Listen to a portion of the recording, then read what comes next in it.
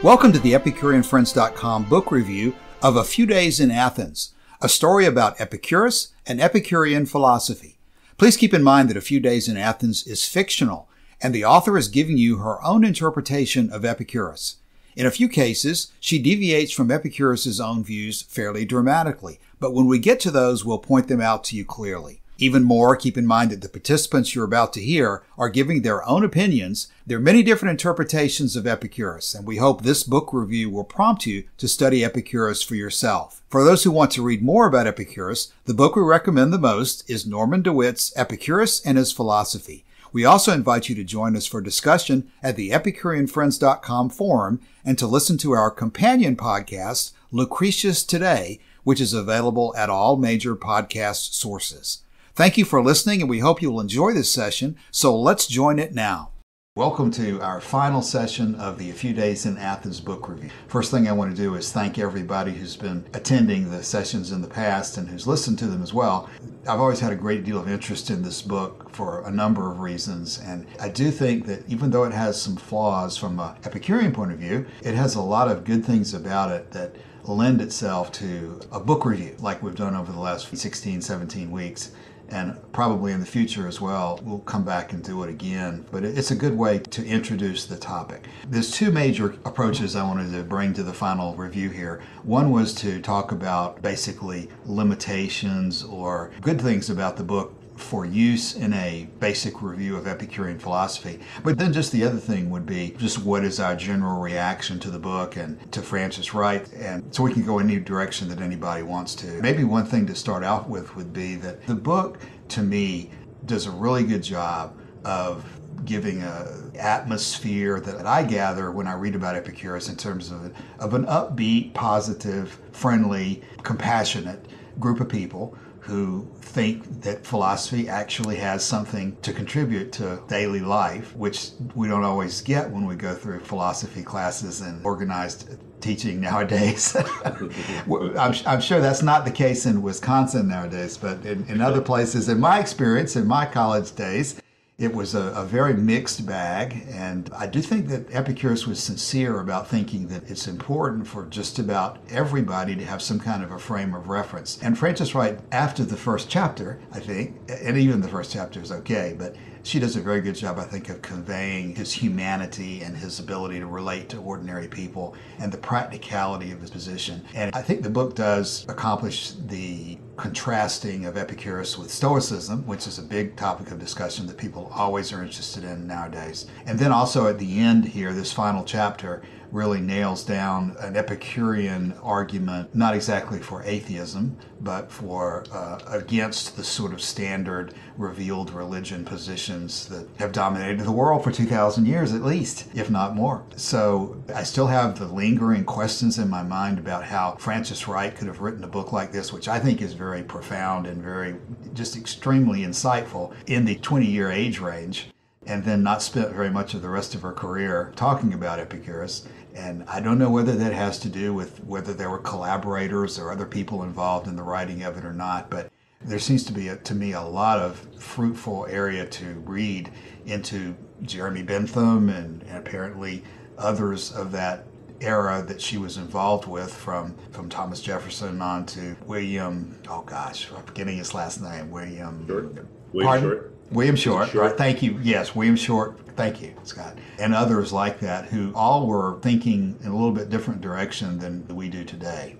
At any rate, and of course I'll go ahead and list that there are questions in my mind about whether she's really been accurate to Epicurus in terms of his position on the existence of gods, in terms of his positions on determinism. And then we do have in our Epicurean Friends forum, we have an essay that one of our friends wrote some 2 years ago when she read the book, and she goes through some criticism of certain aspects of the way it was presented as well that contrast with her understanding of Epicurus. So there's definitely some areas that if someone were trying to use this as a textbook for Epicurean philosophy, they would want to be a little bit careful with. But in general, I think it does a very good job of educating people on the basics, which most people don't have any information about the basics at all. I think anybody who reads this book would come away from it with a pretty good understanding of some of the more important parts of Epicurean philosophy, even if they might need some fine-tuning on So that's sort of a general statement from me. And I wish Joshua were here to give his. Let me just throw it open to anybody who wants to talk. And again, maybe one of the best ways to talk about it would be reactions here at the end as opposed to what you thought you might be reading before we started. I can always get something good out of Scott. I try not to jump in, and I think Kevin's ready to go, but he's okay. No, I was just saying Scott can go first. What, Kevin? I was just saying Scott can go. Whatever direction you'd like to go in, Scott, is fine. Well, I don't know. Where does one start? It's been an interesting romp. In many ways, somewhat what I expected. I did not quite expect the style of writing quite that flowery, that, I don't know, Victorian or whatever, that can be a little bit off-putting, of course, to people. And it was to me at first. It's like, really? This is, oh my gosh. But, that soon becomes an unimportant issue because Frances Wright is a brilliant writer. She is so insightful, as you mentioned, and she's so interesting that I'm just fascinated by her and like, wow, what a thing that this person has been able to put out for us. While, it certainly is arguable that there are issues with Epicureanism, the way that she interprets it, that everybody wouldn't agree with that being proper Epicureanism, but it's nonetheless a good representation of it. And it does that wonderful thing that often doesn't happen in philosophy, where it really becomes alive. Because when you have something as living as this, when you have real characters, they're almost like on the stage in front of us. We're getting to feel them in a way that we don't when we're just reading principal doctrines one after one. So that's been really great to put it into your heart in a way, not just into your head. But I noticed that Joshua's come in here. We better give him a big welcome. Joshua, what are you thinking yourself about the book? So when I first read this book, I thoroughly enjoyed it, and I still enjoy rereading it. And so it was an absolute pleasure to do that and be able to talk about it with the group here. I keep coming back to things that Thomas Jefferson had to say about it, because I just think it's interesting to see how people react. I was watching this lecture by Stephen Greenblatt one time about Lucretia, and he said that the poem was well received by Ovid, by Cicero, by Virgil. And he said, if you're going to pick three people to admire your work, that's not a bad start. So I think getting Thomas Jefferson on board, again, that's not a bad start. But he says something to the effect of, it sort of bears this stamp of being very authentic to, I guess, the Greek style, that the way it was written, you could almost believe that had this novel form been around at the time, that maybe this is how they would have written, this sort of almost symposium style that you see in other writers. You've got dialogue on a philosophical subject, and unlike what we see later when it comes to philosophy, this is something that happens in a group setting. This is something where you've got, even if the main conversation tends to be between just one or two people, you've always got other people in the room to flesh it out and give it a setting that is far more social than what you'll get in a lot of, I think, later philosophy. And indeed, in some early philosophy, for example, Marcus Aurelius is just one guy, on a military campaign, keeping a diary for himself, more or less. And so it loses a lot of that, the Hellenistic flavor. Beyond that, though, I'm kind of rambling. I don't know what else to say. Well, that's a good start. I'm used to your coming up with some very educational literature allusion, Joshua. So I'm going to try to indulge in one myself as an explanation, perhaps an apology for that first chapter that is so flowery that we keep talking about. For some reason, recently, I decided to pick up, this is going to go a little bit afield, but I've always wanted to listen to some Wagner opera. And Rienzi was a play that I had no real knowledge of. But when I started reading into that, Rienzi was apparently written, the English version of it was written, I guess the German opera was taken from the English version. But some man named Edward Bulwer Lytton from apparently the same period as Frances Wright, 1803 to 1873. And I was looking at his Wikipedia entry, and it talks about how he was a friend of Jeremy Bentham too. And apparently he's, supposedly, according to Wikipedia, he's the one who coined phrases like the great unwashed and, quote, the pursuit of the almighty dollar. The pen is mightier than the sword. And those things are so well known. I'm not sure I could believe that that person did it. But he also was the one who originated, supposedly, it was a dark and stormy night as the opening of a book. And that's that's the relationship I was going to bring in here, is that Rienzi, after I got past the first chapter, was extremely interesting and moving and fast-paced and sort of historical fiction and very consuming for me. But my gosh, the first chapter was the same kind of thing Frances Wright did here. It was all this brilliant blooming in the face of this purist, it's just all this stuff that is very much of a turnoff for me. So maybe that was just part of the way they wrote in the early 1800s. And I guess we've kind of said that before. I know that I can come up with at least that one other example of a book that I think is well worth reading. I didn't know anything about the story of Rienzi, but it's the story of some Middle Ages or earlier Roman who was trying to reinvent the Roman Empire, and he ended up being taken down by the church. And so there'd be lots of interesting things that an anti-religious person might be interested in that story. At any rate, he did the same thing. So I just have to tell everybody ahead of time, just be prepared in that first chapter to think that you're reading some female romance novel to start the book. And after that, it's much. There's another book, sorry if I'm interrupting, about Epicurean philosophy. And I don't know when he lived, but it was written by Walter Pater. It's called Marius the Epicurean, and I've never read it myself, but the reviews that I read, everyone mentions the sort of the purple prose and the flowery speech. I think I've tried to read it and had exactly that result and never got finished with that. And of course, in that book, I think in the end, he doesn't convert to Christianity, but he's clearly moving in that direction, which actually brings another good point about Frances Wright, is that I think when we talk about the reception of Epicurean philosophy in Europe in the Renaissance and afterward, the reception is not very sort of wholehearted. You've got that sort of dialogue by Lorenzo Valla, who does a pretty good job, but of course he denounces Epicurean philosophy by the end of it. And you've got this, and there's not a whole lot going on at the time. You've got other people who are trying to take Epicurean philosophy and sort of pull and twist and massage it to make it more amenable to Christianity, but you don't really have anybody who's just accepting it in its own terms. And I think Frances Wright comes very close to doing that. One more comment on this topic of flowery writing is that I thought, Joshua, you may remember this from a couple of weeks ago, but back in April, somebody pointed out to me this other book that was written as a response, basically, to A Few Days in Athens, this book called Philothea. It's written by one of the transcendentalists. Joshua, we talked about that. Lydia Maria Child wrote a book that was, the title of it was Philothea, or Plato Against Epicurus, a novel of the transcendental movement in New England, by Lydia Marie Child. And I picked that up and thought I had a gold mine of interesting material there. And it tripled down on the floweriness of A Few Days in Athens, chapter 1. So I never made any progress in that. I don't think there's an awful lot there that ends up being useful. But at any rate, once you get past chapter 1, I think this reads perfectly fine and would be very usable to turn it into an actual live staged event. Okay, now your turn, Kevin. Whatever direction you'd like to go in. I have to admit, I've never really delved very deeply into Epicurus.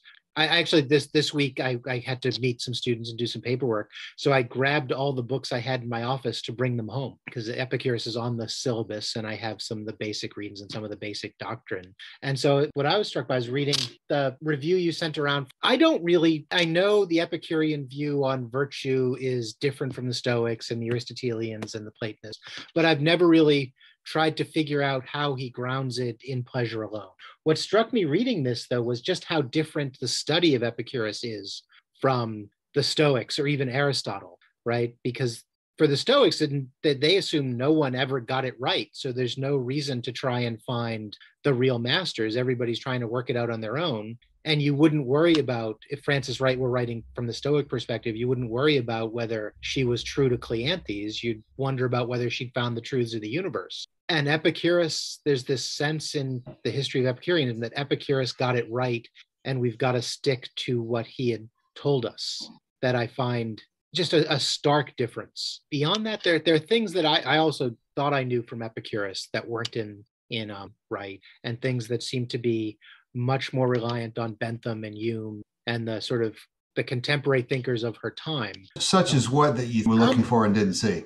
I was looking, it's something brought up by Elaine in this review too. One of the things I'd always thought from Epicurus is the absence of desire is itself a pleasure, right? That you don't have to be experiencing a sort of active kinetic pleasure to have pleasure, that if you're just at peace, right, the complete ataraxia is pleasure in itself, and the striving is actually pain.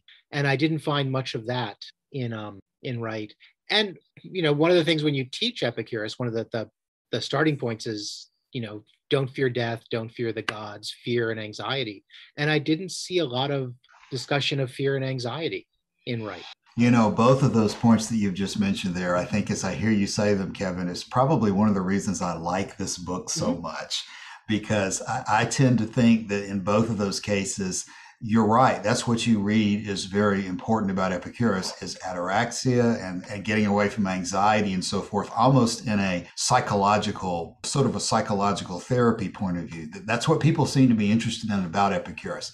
I think that's why I may be attracted to this book, is because I personally don't think that those are the whole of Epicurus by any means. And I'm not convinced that Epicurus would say that those are the major things behind his work. I think he'd be happy to embrace those as the result of what he was doing. But I kind of have the same feeling that Frances Wright was pursuing here, that the issues of the problems with religion, issues of problems with Aristotle, issues with the contrast with Stoicism. I really myself personally believe that those are deeper issues than what you generally see. What you're talking about, the first one is the issue of the kinetic versus what's the other word, Joshua? Can't believe I can't remember. Catastematic. Yes, catastematic. Yeah. And we do spend on the forum a lot of time talking about, that's the issue from the letter to Menocius. Don's just about converted me to saying Menocius. The issue of pleasure equals the absence of pain. And so, taking it down that road of whether ataraxia is somehow the real true target of Epicurus as opposed to pleasure, or what is the relationship between those two things. She doesn't really go down that road very far.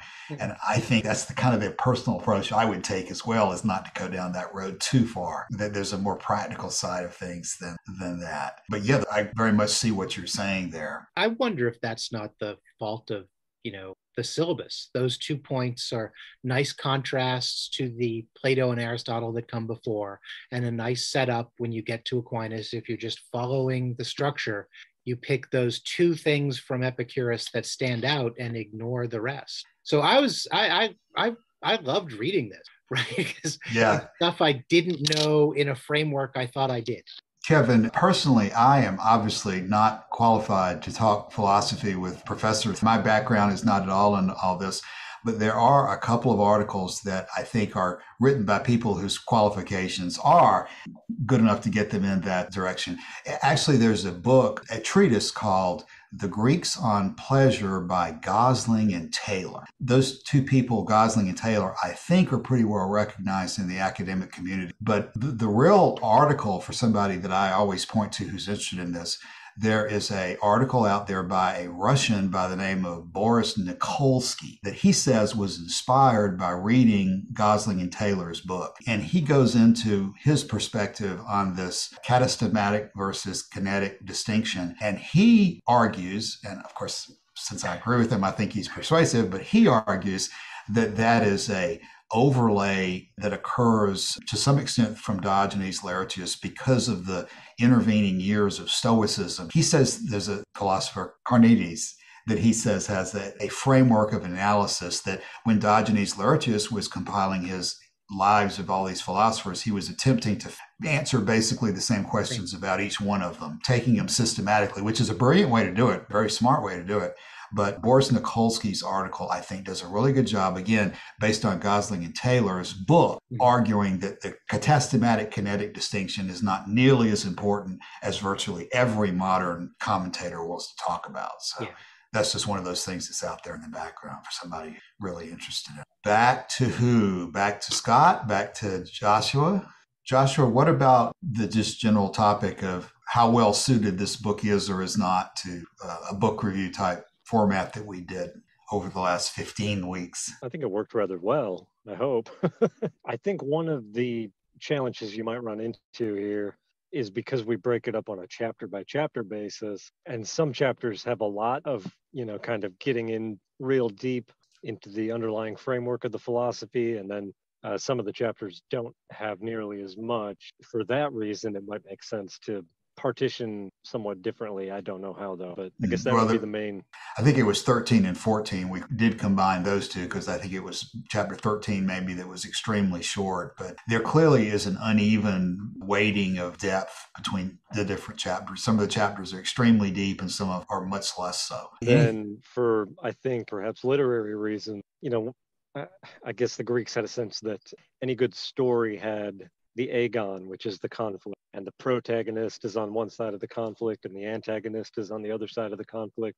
And writing about philosophy, it can be hard to come up with any real conflict. So the climax in this book seems to me to be this conversation that Theon has with Cleanthes that kind of shakes the whatever trust Theon had developed in Epicurus after a period of something like 2 days. I think he had known him. And so this issue of the gods that comes up in that conversation seems to me to be the real climax of the book. And then the resolution, of course, is Epicurus's long lecture on the subject. And while that's maybe helpful from a dramatic point of view, it's not the way you would put it together if you were going to write a philosophical treatise on the subject, I wouldn't think. It also leaves us wondering whether Theon ever gets to get together with Medea or just what happens after the big speech. That's the other candidate, isn't it, for the climax? Yes. The rivers. Yes.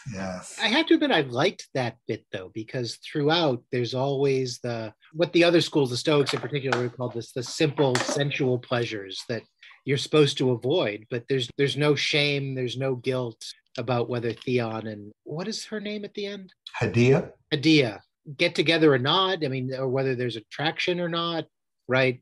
And I think I talked about this last time, that sense that when Theon is warned, it's that, take care of yourself, be careful there, right? It's nothing that she's doing wrong or he's right. Just the sense that those pleasures are worth having, but worth being thoughtful about at the same time, which I do find in Epicureanism. And I think that was also quite risky for Frances Wright to be writing. I mean, I imagine that part was just about to shock people. And then Epicurus said, and the gods don't exist. And they're like, oh, hold that thought. Right. I think if the book had ended on that point, people would have found enough to object to. There you're touching on sort of the direction I was going to go next, Kevin. But in terms of the reaction that this book must have caused, I mean, of course, maybe nobody read it. There has to be some fascinating material written in response to it back in the 1800s from people who did read it or people who wanted to attack Thomas Jefferson with it or whatever. It's just amazing to me that I'd never, of course, again, that should not be amazing to me that I don't know something, but Frances Wright is virtually unknown other than perhaps as a sort of in the same breath with Robert Owen or some utopian community type person. But this book is just totally unknown, as best I could tell when it was first pointed out to me. And even today, I don't see a lot of people commentary on it over the years that's been preserved. It has to be out there in the 1800s, but hard to find, I guess, today. I don't know. I had found it referenced in something before this all started, and I had bought it. I bought the Kindle version to look at because I was reading something else that it was referenced and just had it there. And it had been hovering at the top of my I should read this when I get time list for a long time when the invite came out for the reading group. And I'm like, well, that's a sign from the gods that don't exist. Had you heard it years ago in your reading? And as part of just reading up and prepping class or reading student papers I learned so much from having them turn in research papers. So I'm sure that's where I came across it and just put it on the list with so many other things. I don't know if this will end up being the closing topic or not, but help me, Joshua, get this framed properly. The thing that's always fascinated me about this is probably something we can talk about as to how it applies to us. One of us is a philosophy professor. One of us went through several years of college until they got tired of Aristotle. Several of us, I guess, just embrace philosophy as an interesting topic to read and so forth. But it's just, to me, an apparent contradiction. Do you devote yourself to philosophy and then turn around and just be an activist and not talk philosophy anymore? It's almost like that issue of when somebody said that you can turn a person into an Epicurean, but not an Epicurean into something else because they're basically a eunuch or something like that. The whole issue of, I mean, to me, the issue of philosophy and pursuing the truth like this is so interesting and fascinating. But it's not very practical, I guess, if you just spend time doing nothing but talking. But I mean, Kevin, do you expect to retire early and become an activist through your philosophical interests at some point? Because that's not the traditional viewpoint of philosophy. You're at the summit now. Right? The short answer then is yes. I plan on retiring while I'm still young enough to go do something else meaningful with my life. Right? Well, okay, that's what I think is so interesting. Whether Frances Wright wrote this book all by herself, or whether she had help or whatever, she clearly understood it extremely well. And to me, if you understand the depth of the problems of social issues leading in the direction that Epicurus is pointing in, what do you do with that information? Do you turn around and then just create a utopian community of your own? Or do you become a teacher and attempt to spread the knowledge that is so important? I mean, she kind of did both, I guess, maybe to some degree. She did try and start a utopian community, didn't she? Something in Tennessee, I thought that. Yeah, a place for freed slaves to learn to exist outside of slavery. And I gather that didn't go very far, and I don't know whether that was at the end of her life or in the middle. But as far as I know, she didn't just write book after book after book on philosophical reform. She turned her mind to practical reform, kind of like Scott did when he got so sick of Aristotle that he said, this is not practical. And he went back to the real world. Is that what you, Scott? What do you think about? You could characterize it that way. Yeah, I became very much activist. I started working in human rights issues, and another thing is started a religion and science discussion group at a Unitarian church, and other things. My involvement in Buddhism. Yeah, I did always want that connection between philosophy and the real world. I did not want to stay in the ivory tower. I love the ivory tower. It's fun playing around up there, but even if I get it wrong, I'm leaving the ivory tower and I'm going to go out on the streets and I'm going to live with the world. And for me, it is, about writing about it and sharing and so forth. So yeah, that's very important. Is it possible to do both? Well, sure. I'm doing both now, I would say. I'm learning about Epicureanism, although lately I've been a little more working in the pragmatic side of things. But I think one should do both. In fact, I think they aren't exactly separate either. I mean, Epicurus talks about the great joy and pleasure that we get from doing philosophy. That's part of living it, which is wonderful. And it really is the case that if you feel how these words and these ideas can change your life and others' lives, that can be really a fantastic thing. So they're not 100% divorced from the other. But yeah, for me, I've got to stay in the world and working and doing and living it out and so forth. And Epicureanism has just been a great experiment in doing that kind of thing. Yeah, I'm with you on that. I've taken to that approach to classes and everything since, the last 10, maybe 15 years, that if it's not something I believe and care about, it's really just hard to talk about it with other people. And I think that the turning point for me was I teach logic and ethics, and I will get student reviews all the time that say, I will never use this in my real life. And I'm like, and so it became sort of practical. Why is this important and why does it matter? And then it became real. Yeah. And right now, I will credit you guys appropriately, but I have just hours and pages of notes for the next classes when this material comes up that is more real and more applicable than anything I was going to come up with on my own, but that could get people interested in why this matters for their lives when they're mostly at university now, only interested in what they can get a job doing. And Kevin, the other group of people out there who I perceive are active and who have made sort of an impact in society, it would be Stoicism. You see lots of people talking about Stoicism. But to me, even the Stoicism they talk about is really not a lot more than sort of a psychological self-help course on managing your pain or anxiety, which of course is what I think they try to turn Epicurus into as well. But I just think there's so much more to philosophy or pursuing the truth than that. So I kind of have a hard time limiting the discussion to anxiety and helping people who have psychological issues because, okay, I do want to do that, but that's not the whole of philosophy by any means. No, there's a whole picture of what the world is like and what we are as human beings, right? What's drawn me to Epicurus over the years is the pointless universe, that we are atoms in the void trying to make sense of what's going on, right? That's always what I found disruptive.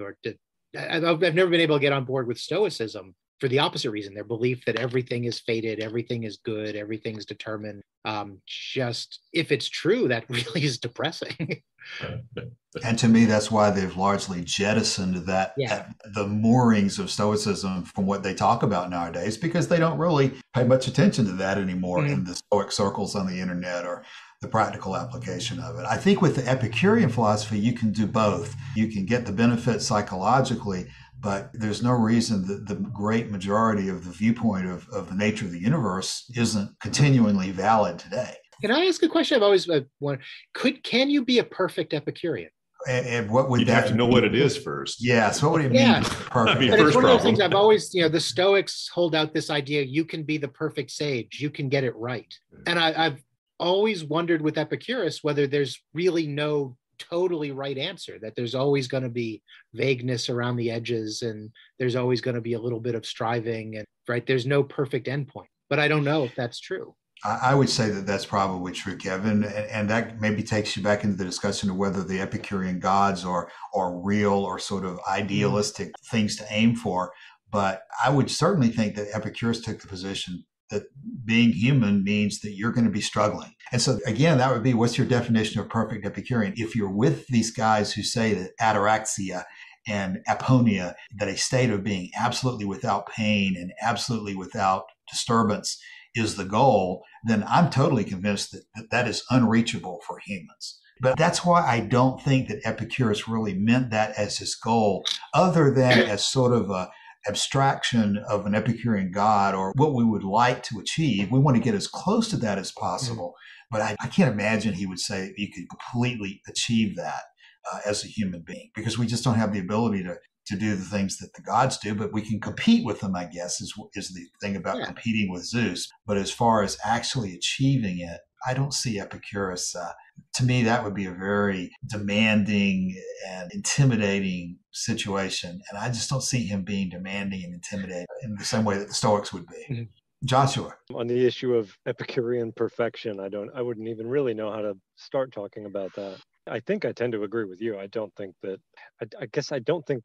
perfection is possible for a human, but I also don't think it makes a whole lot of sense to talk about humans or their philosophy in terms of perfection. Isn't perfection nothing more than abstraction taken to its limit? I mean, to me, right, the whole, it doesn't mean anything really. You couldn't even say what perfection was, let alone become it. And I certainly think Epicurus was more pragmatic than that. I mean, he wasn't using mathematics to try to figure out how to live life. Yeah, he was really concrete and everything, but he was really about life, and he was using pleasure as the guides. Well, those things are not going to get you to some sort of abstract perfection, but you work towards this balance of pleasure. That's something that you don't just like, okay, boom, I've maxed it out. I'm at top level pleasure now, and I'm going to stay right here. No, that's not how it is. It's a constantly go. In fact, it'd be terrible and Stoic if it was like that. It'd be dead. It'd be the unmoving thing, right? But no, to me, Epicureanism is so earthy. It's so real. This is Go ahead, Josh. There's a podcast called More Perfect, which is a reference to this line in the Constitution of the United States, which says, in order to establish a more perfect union, and the podcast is all about sort of the history of the Supreme Court and the major cases that have gone into it, and this ongoing, constant, never-ending struggle. And so the implication seems to be that, you can talk about being more perfect, but no one's ever really going to come to an agreement about what perfection means in this. And let me add this too, in terms of the perfect Epicurean. I think that's a very challenging and deep question. And this is, again, why every time I think about this book, I can't see it being the work of a 20-year-old person. But I think that subject is what she chose to address in the speech or the debate, basically, between Zeno and Epicurus. I forget which chapter it is right now. But of all the things that Epicurus could have been debating Zeno against, it seems to me that she chose to go down that line, almost exactly what you've asked, Kevin, because he keeps talking about how his philosophy is made for real people, and that in the end, if Greece falls and humanity deteriorates, then his is the philosophy will be more compassionate to the people who are there and try to lead them back in a better direction. So it's almost like a lot of what Frances Wright has Epicurus to say is directly in that sort of practical direction. Stoicism is a philosophy of perfection and heroism and creating heroes and giants and so forth. But Epicurus is more tuned towards just the ordinary person and what they are able to accomplish. And history has proven that. I mean, the kind of following that Epicureanism developed over the centuries was just amazing. And if what I have heard, been led to understand is true, it wasn't just, among the elites. It was among everybody. It was to various levels of, the society and so forth. It was just wildly popular, which to me suggests that, boy, that's really hitting it in the right spot when human beings of all different stripes find this to be the meaningful way to live. I guess that's one of the phrases of the Declaration of Independence that still sort of rings to everybody, the pursuit of happiness. Not necessarily that you're going to achieve it through a particular formula, but that at least the pursuit of happiness is something everybody can understand as a desirable goal, no matter who you are. In fact, that's something that is that one of the big things for me in Epicureanism, one of the really hard-hitting things, and Wright, hits on this. I mean, it's that it really is, because it is based on pleasure. It is such a fundamental, real thing, real part of us. It's not just an idea. It is absolutely going on in yourself right now. And you can quiz your first year philosophy students about this, and say, when they have this idea about their philosophy and what's wrong with this and everything, start asking why. And they will end up at the end of a bunch of whys. They'll end up that they believe this or they're doing this because it really makes them feel good. They won't say it necessarily in that way, but ultimately that's what we all do. Hello, everybody's just doing bad Epicureanism is what I've said, before a lot of times. And I think it's connected to what you just said, Scott. To me, if you do take seriously the possibility that this life is the only one that you've got, it's hard for me to arrive at another conclusion other than that I want to spend my life as, you can say best, you can use all sorts of words, but I want to be as happy as I can for whatever period I have available to me, because I'm not at all confident, even before I started reading Epicurean philosophy, that there's a lot to be counted on after you die. It's very speculative if anything occurs after that. I'm willing to be wrong, but I agree with you. That's right. I think Epicurus would be the first to say he would agree with that. Give me some evidence of an ability or a possibility of life after death, and I think he'd be the first to jump on board. But when you come to the conclusion that the evidence is not there, then you act based on your conclusions as best you can. So I have one more thing to say, and then I gotta go because my friend had a baby recently. I've got to go, hopefully before they go to bed this evening. But I was watching this thing about Marie Curie, who won the Nobel Prize in 1903. If I have the story right, when her and her husband were invited to, as it were, give a lecture before the Royal Society in London, my understanding is she was not allowed to speak. She had been the one to make the important discovery related to radioactivity, but due to the prevailing sort of bias against women, was not allowed to deliver the lecture. Where she actually worked was at a university in Paris, again, because in her home country of Poland, she would not have been eligible to serve as a professor being a woman. So with that in mind, I think that what Frances Wright here was doing as a woman at an early time and at a very young age, I think it was absolutely astonishing. And not just this, but sort of the whole trajectory of her life, just absolutely fascinating. Yeah, she deserves tremendous credit for the bravery. Even if somebody else wrote every word of that book, her willingness to put her name on it and put it out there in the world as a direct attack on religion just indicates more bravery than most people have. Well, we can go ahead. Joshua, thank you for coming in tonight for the time that you did. And we can wrap up tonight. And again, we'll be seeing each other on Wednesdays, and we'll try to continue to just do every Wednesday from here on out as much as we can. But this will be the conclusion of our Few Days in Athens book review. And hopefully people in the future who listen to it will find it a good compliment to reading the book, which is a great book people can get a lot out of, no matter what their background in Epicurus is. So, okay, with that, shall we call it a night and close the project? So thanks again, everybody, for participating. We'll see you again soon. Thank you. All right, good night. Thanks all. All right. good.